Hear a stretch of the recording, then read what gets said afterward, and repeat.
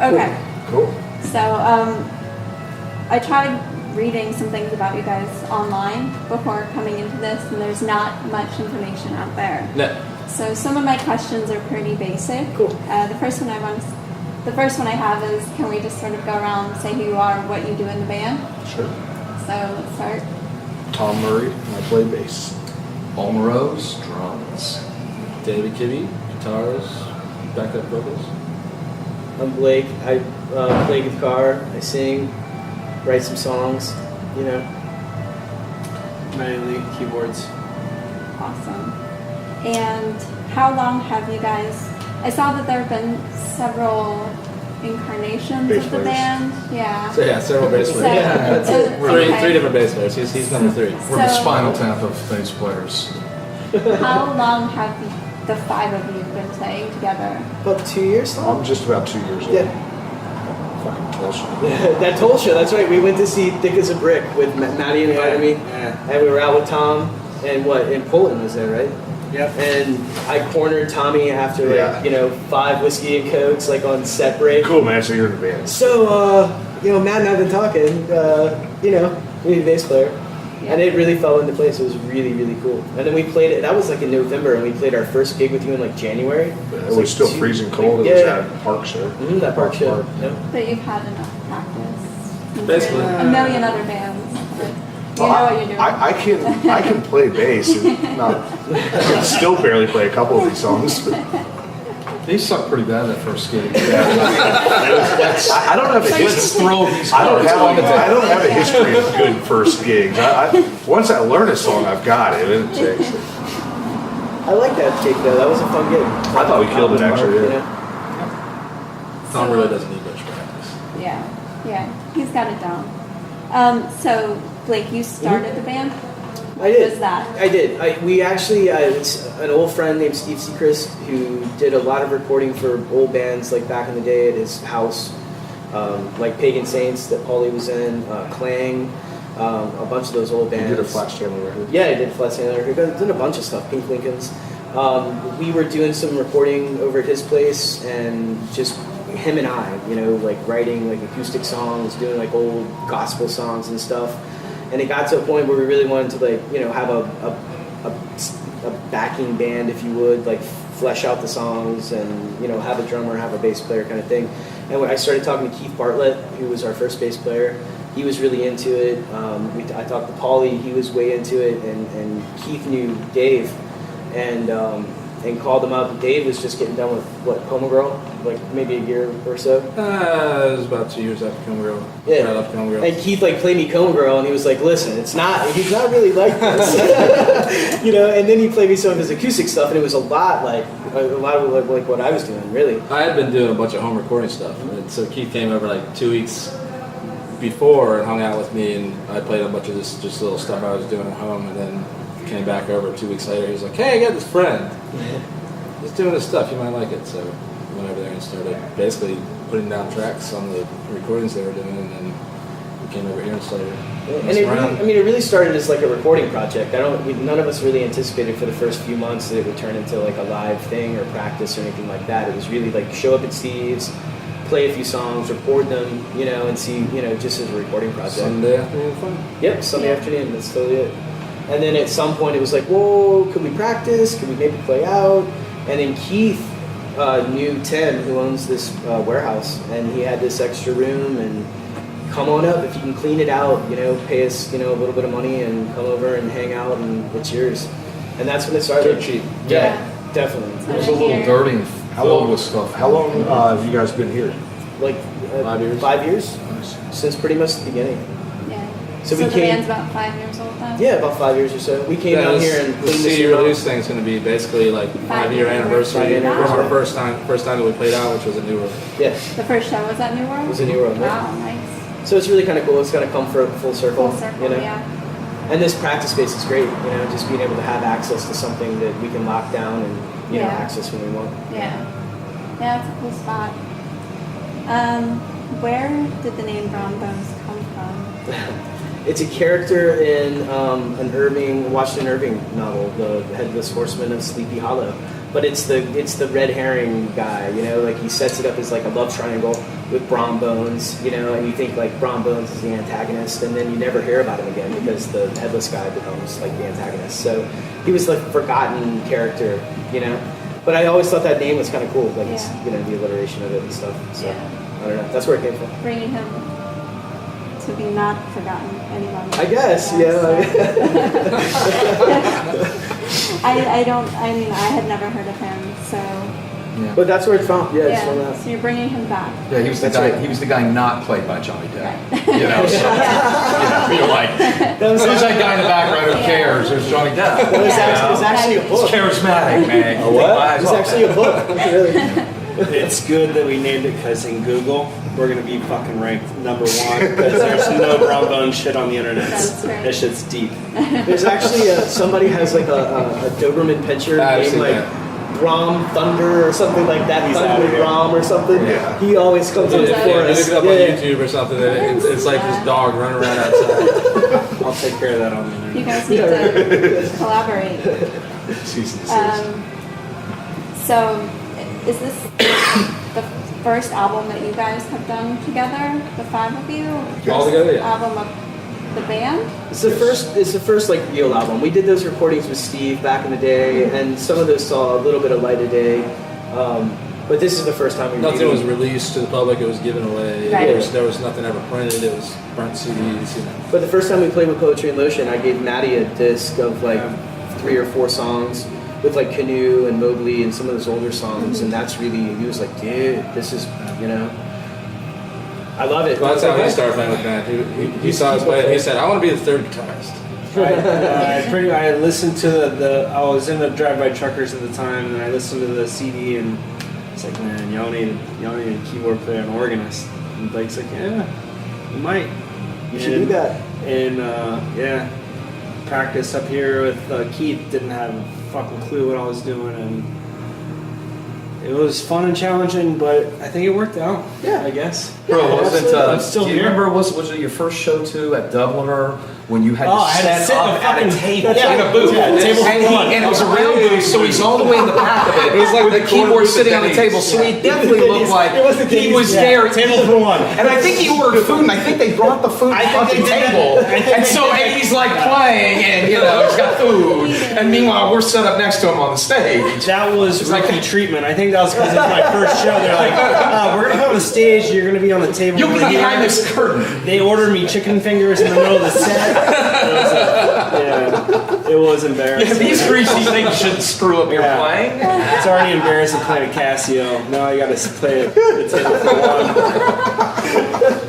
one. With my little Trotsky. That's right. Yeah. That's right. It was torrential rain that night too. Yeah, that was a good show. But you didn't have to pay for the chicken fingers, did you?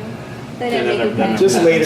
He paid for it later. Yeah, yes. Paid for Maybe not flying. monetarily, but Kevin Koss hooked me up. No, I know the cook there. Since this was your first album, what was the writing process like? Did it take several years to get to this place?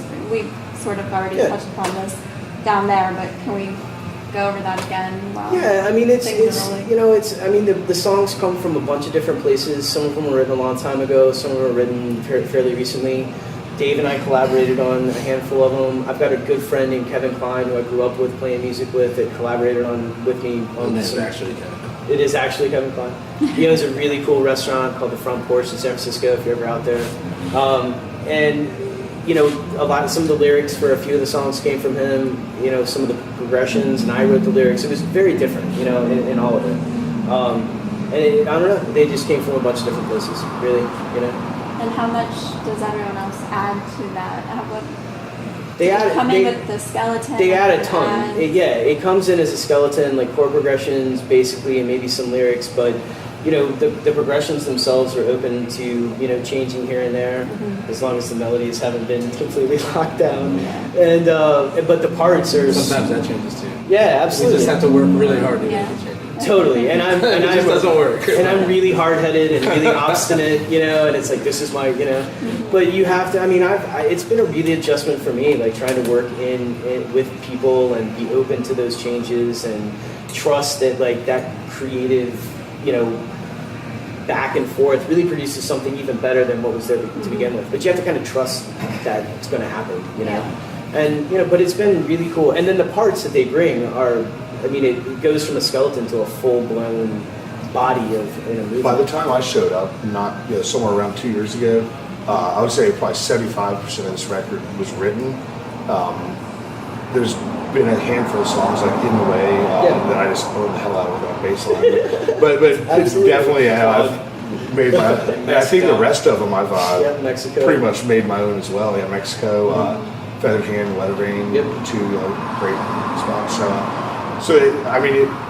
Even since we pretty much wrapped major production on this record 6 months ago, even the way we play the songs now has progressed even a little beyond that. Well, Keith left the band. Keith added so much to it when he was in the band. Yeah.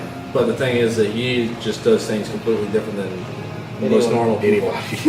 So as soon as he left the band, we started doing like some acoustic stuff, and we didn't have a bass player, and everything started to change. And then we got another bass player who was.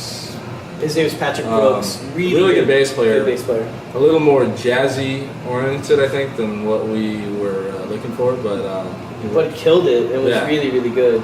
And then I got in a really bad car accident, and we were about to go in the studio. Like we were. It was like 2 years ago at this point, and that shut down pretty much everything for about 6 months. And in the meantime, Patrick had moved away, and we lost another bass player. And then coming back from that, it was like, oh, okay, I guess we're not going in the studio, and we need to kind of retool. And by the time I was kind of getting back on my feet and getting back kind of to living, it was about the time we went to see Thick as a Brick, which I couldn't stand at all. So and then when Tom came in, it was like, well, let's really go after this, and let's break you in really good, and like get these songs done, and we can, then we had Rock the Park that January, and from there it just went. I'm definitely much more of a just like rock and roll bass player too. Yeah. So I get to play with him as much as anything else. Yeah. I can tell you. Because we're already a loud rock band, but versus what you said about the other two guys, like it's just straight rock and roll. And Totally. Well, I can tell you since Blake and I have been in the root of this band since day one. That is the difference. You say it's 5 years to come to the songs, and the songs took a long time to develop, but it's coming to this lineup right here that made all the difference, because this lineup has a chemistry. We feel like a band, and I've been in band. I've been in plenty of bands, and some bands feel like bands, and some bands feel like a collection of good musicians, but we're not quite. We just don't quite concede to the greater power of the song. People fight each other in the wrong directions, and songs don't get completed. And here, when we work on a song, it gets done. It gets done. Eventually, we flush it out to something good, and everybody, we have our push and pull back and forth. Hey, man, you ought to do this, or I ought to drop that, or no, let's not start there. And I am certainly as opinionated as anybody when it comes to that kind of stuff. No, let's not do that. But in the end, we all agree, and we all do serve the song, and it just feels like five brothers to me, and haven't been in a lot of bands. I value that. I value that very highly, that you've got that brotherly feeling that, we could go out on the road and get lost somewhere and be in some shitty bar somewhere, and it'd still be fun as hell, No problem. Out of gas, out of money, no problem. And we get lost at shitty bars even here locally. We don't have to be on the road necessarily. Yeah, Hub's only a half mile from my house, but it seems like... I got lost at Stoney's a few months ago. It's awesome. Ended up in a boat. It's a nightmare to get out of there, though, sometimes. Stoney's feels like it's on a completely different planet. It does. It is. It feels like it, too. It feels like a treehouse. It feels like something you've built in an abandoned lot somewhere. Yeah, close to Claremont, And the port. There's something about the port. Oh God! I ended up at the port after a Stoney show on accident. Bunch of sailors. Yeah, exactly. On accident. Ahoy there! Fresh guys with Fresh off the boat. It's so lonely in these ports. Me and Nowicki left a gig, and we went there, and he had his car full of like cymbals and drums, and I had all my guitar gear and everything in the back, and I'm like, take a left here, take a right here. Port. Right in the port of Tampa. Security. And then we got to the place. Chinese the guy's like, yeah, where are you guys going? And I'm like, Nowicki, there may or may not be something in my guitar bag. we cannot go. There's shotguns, and he goes, y'all know how to get to Ybor City? And then the guy goes, yeah, take a left out here and a right. Fine. Like I said, it doesn't take long to get lost with this band, really. You just get turned around. That was awesome. Wait, Tom, you mentioned that you're more of a rock and roll bassist. Yeah. And one of the few things that I did read online was, I don't remember the exact quote, something about being maybe on the fringe of Americana. And I don't know if any of you remember saying that. I think it was attributed Wasn't me. to one maybe you played. But when I was listening to this album, Delusional, really. I just sort of got just a pure rock album. Yeah. And Well, so was that your influence or? Not entirely. They have one of the loudest guitar players already, and this man is, if you out of circulation, he's a certified punk rock drummer. Yeah, seriously. But I think the Americana's in there. But I've always had the impression, even I've heard some of the stuff that's 4 or 5 years old from Blake, and I have rehearsal tapes from the other two bass players when I was learning these songs. I got the Americana, but I got much more of like an Athens, Georgia, Asheville kind of Americana, definitely like a dirty South bar band, rock band, that kind of Americana, than I the can see flowers the in your hair. Athens rock and roll that Punk came out of sometimes 80s, people exactly. consider 80s Americana rock, at some points. Yeah, right. But maybe like Well, the like- REM thing where, they've established their own sound, so you don't really think of them inside a genre. You just think about, and there's hints of that genre in the sound, and I think that's what we do. I think we just establish our own sound with whatever hints. I think there's all kinds of hints of all kinds of things. And that's what I grew up listening to that. I mean, that was my biggest influence, was that kind of stuff, Driving and Crying and REM, and exactly. Flat Duo Jets, and all of those bands from Athens like that. I mean, I grew up listening to that stuff. And then, Dave comes from more of like a DIY punk, Sonic Youth kind of. But I actually grew up listening to all that stuff also. Totally. And so I'll be the other, I remember at the studio one night, I was messing around with some old REM song, and I was just playing it outside. He's like, dude, I haven't heard that since I was in middle school. Let's play it. And we sat there and just played it acoustic and sang it and stuff. And I mean, I love that kind of thing, I mean, I don't know anyone else in the world that would have recognized that song and be able to harmonize to it on the spot, That's part of that brotherly, musical thing that so I love, But what I was going for is that even though I wasn't hearing it on the recordings, all that kind of rock, all the ingredients were there. Yeah. I definitely heard it, and I've seen you guys a couple times too, at the Hub and New World and whatnot. But I definitely heard a rock band, not two guys with guitars. Yeah. Even though I do know, and in some are obvious that's where the songs came from. Yeah, definitely. I heard a big, not necessarily modern, but classic kind of rock sound. Definitely. But not a classic rock. But you know what I'm saying? Just a big, Right. full, driving drums, Bombastic. real active bass. In between Southern and Americana, but Yeah. neither one or the other. 19 Right. guitar And a little- tracks. Just But it's pop. I mean, there's But a yeah. lot of pop going on. in It's that also too. a lot of very it's pop. independent. It just kind of teeters on a lot of. It's hard to say things. what's what these days whenever Wilco is considered Americana, and now they sound like Sonic Youth, so. Yeah, totally. Yeah. But you play. I mean, I'll sing a country song, and then dude will come in on a guitar solo and play this slidey Sonic Youthy strangeness that is amazing. That I don't think anybody would have put that to that. And when you put them together, there's something unique that goes on there. And that was the hardest part about learning these songs. I couldn't tell what the fuck chord he was playing. that's it. It's some That's it. weird two-string playing chord piano halfway in the neck. You're It's not really a chord. Sounds like a It's G. like some, But It is to me. But it sounds but it sounds incredible.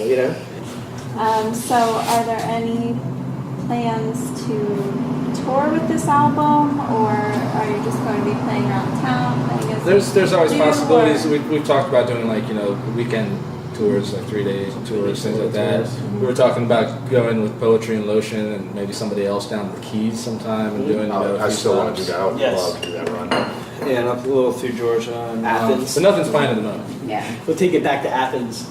We're gonna do this acoustic tour where we stop at Cracker Barrels and just play acoustic. Like not even announce ourselves. We're just gonna sit on the rock Just chair. set up and play. Anybody who asks us, we keep going. Yeah, Dave. No, speak with Dave. He arranged all of this, and then by the time they check, we just start playing. They have all those little instruments inside. Yeah, exactly. We're right. We're gonna go. Yeah. Backline's already We're gonna set go up. eat. Yeah, Instead of, yeah. hey, we're just Yeah. gonna start playing. Yeah, you can use spoons. Yeah, exactly. Yeah. Jaw harp instead Yeah. of vibraphone. Yeah. Mm-hmm. We're playing encore for the tip. Yes. But yeah, we'd like to take it out somewhere. I mean, we're not going to ever go on a world tour. I seriously doubt. But up to Georgia, up to Georgia, Japan. maybe out to Yeah. maybe out to. I'd love to go to South by Southwest. Maybe submit to that and like go out to Austin and play. It'd just Yeah. be fun to do it. Yeah. But more for fun, more just to get out and hang. We like out. Texas. Yeah. Just to get out and hang with these guys, get on the road, chill Yeah. out a little bit, play some music, kind of hone it in a little bit, but can't take it too seriously. We're still hobbyists. Yeah. Definitely. And you're putting the album out yourselves, Mm-hmm. and it's. Are you releasing it on Bandcamp, or how are you? It'll hit all those. It'll be on Yeah. all of Put them. Put it Yeah. on all of that stuff. Bandcamp, iTunes, Amazon, the whole deal. We're gonna call it like local anesthesia music. I think we're gonna like make up a Yeah, label. record Yeah, label. totally. MySpace. No, MySpace. Yeah. Exclusive. Focusing about 90% of it on You're not, MySpace. you're not helping That's your old good, argument here. yeah. I got on that MySpace the other day. My grandpa's always on MySpace. Yeah, You can stream it on We still can't MySpace. text Paul, by the way. Yeah. Direct to yeah. laser. Hey, I'm getting one of them 5S's. That phone's gonna tell me what to do. I'm hearing voices. It's the phone. Hell, get some lettuce, okay? But While you're sitting in I the think wrong- we're gonna do wrong Poetry location. and Emotions album on local anesthesia music. like aren't we? this. Yeah. So we don't have a label either with me and Tom. So basically, any So- band in Tampa that doesn't have a label is welcome to use local anesthesia We'll hit music. you up, though. Absolutely, So- there's absolutely Plenty no, of room. there's no contract, there's no agreement. Just use the name. Awesome. Do it. Yep. Done. Your hours roll over. Flat Stanley actually still has a label in Germany carrying our stuff if we ever want to We would love to. go to Germany. We would like down that. with the Germans. No. Oh, the Germans get down, man. I want to go to Germany. Germans are playing. Germany's beautiful. Is it? So the last thing that I want to know about is just tell me a little bit. You've already mentioned it briefly, but about the CD release party at the New World.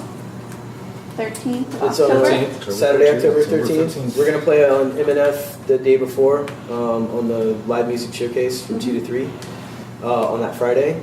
And then that Saturday, we've got, I was telling you downstairs, we've got these, we have 3 other bands, Woolly Bushman from Orlando, Red Feather from St. Pete, and then these guys, Poetry in Motion. That are all probably better than us. Well, that's what I was They're gonna so say. cool, they're going to come play with us. But that's what I was gonna say. Like, I would be stoked to be playing, like, opening for those 3 bands, and for them to come and play for our CD release is super, super cool.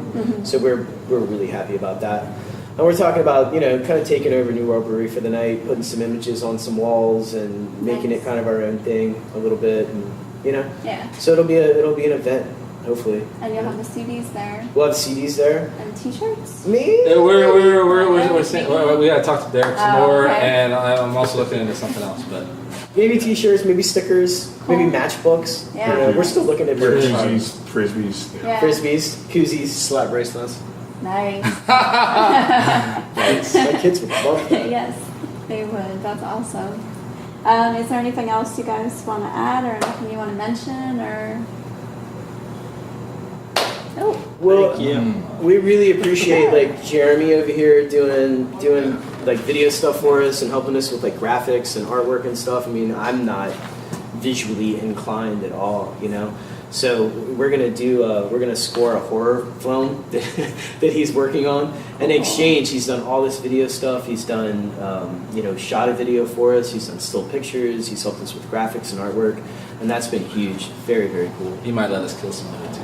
Yeah. Jeremy Weststraight with what is it? Walls Bend? Walls Bend. Walls Bend. Production. There it is. Yep. Nice. Absolutely. So Represent. check that out. Definitely. Cool. Look right into the camera.